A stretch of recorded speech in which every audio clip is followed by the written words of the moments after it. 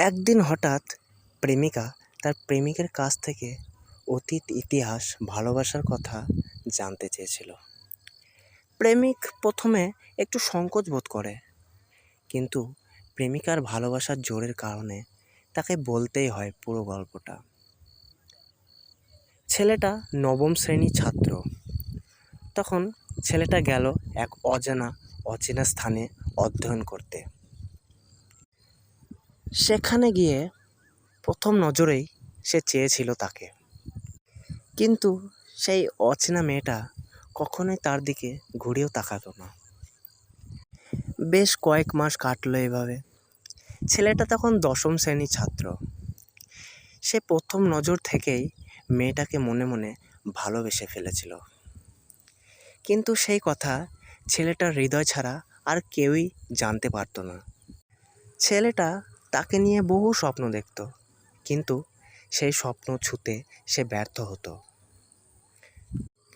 ছেলেটি তার মনের ভালোবাসা মনে চাপা রাখার কারণেই হঠাৎ একদিন জানতে পারল সেই মেয়েটি এখন আর তার নেই, মেয়েটি এখন অন্যের হয়েছে। ছেলেটি এই কারণে এবং বিভিন্ন কারণে ধীরে ধীরে ডিপ্রেশনে চলে যেতে থাকে। ছেলেটি নিজেকে আত্মহত্যার পথে নিয়ে যেতে থাকে, কিন্তু আত্মহত্যা যে মহাপাপ, সে পাপ কখনোই করা উচিত নয়।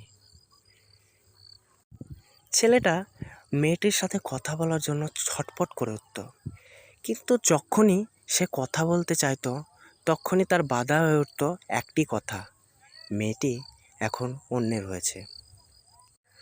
বহু কষ্ট, বহু বেদনা, বহু ডিপ্রেশনকে পরিপ্রেক্ষিতে নিয়ে ছেলেটি সেই অজানা অধ্যয়ন স্থান ত্যাগের সিদ্ধান্ত নেয়।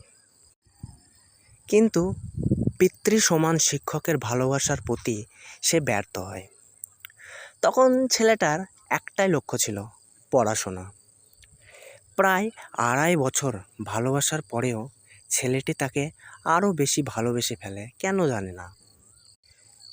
একদিন হঠাৎ মেয়েটি বুঝতে পারল সেই অন্য ব্যক্তিটি ছিল তার ভুল।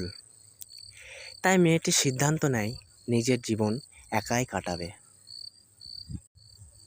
হয়তো ভগবান ইচ্ছে করেই সেই মেয়েটির জীবনে একজন বাজে মানুষকে পাঠিয়েছিল, কারণ মেয়েটি এ যুগের মানুষগুলোকে ঠিক চিনতে পারতো না।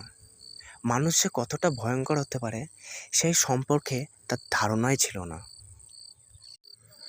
ঘটনাচক্রে শেষমেশ সেই 2 বছরের মনে মনে ভালোবাসা ছেলেটির সাথেই মেয়েটির একটা প্রেমের সম্পর্ক তৈরি হয়। এখন মেয়েটা মানুষ চিনতে শিখেছে।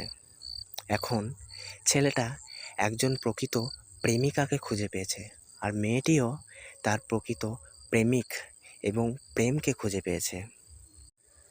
যদি ভাবাই হয় তাহলে দেখা যাবে ঈশ্বর ঠিক তাদের মিলিয়ে দিয়েছে। ঈশ্বর ঠিক তাদের প্রকৃত ভালোবাসা ফিরিয়ে দিয়েছে। যদি এই গল্পটা ভালো লেগে থাকে তাহলে একটা লাইক এবং সাবস্ক্রাইব করে আমার পাশে থাকবেন, এবং নতুন নতুন ভিডিও পেতে সাবস্ক্রাইব করে নেবেন।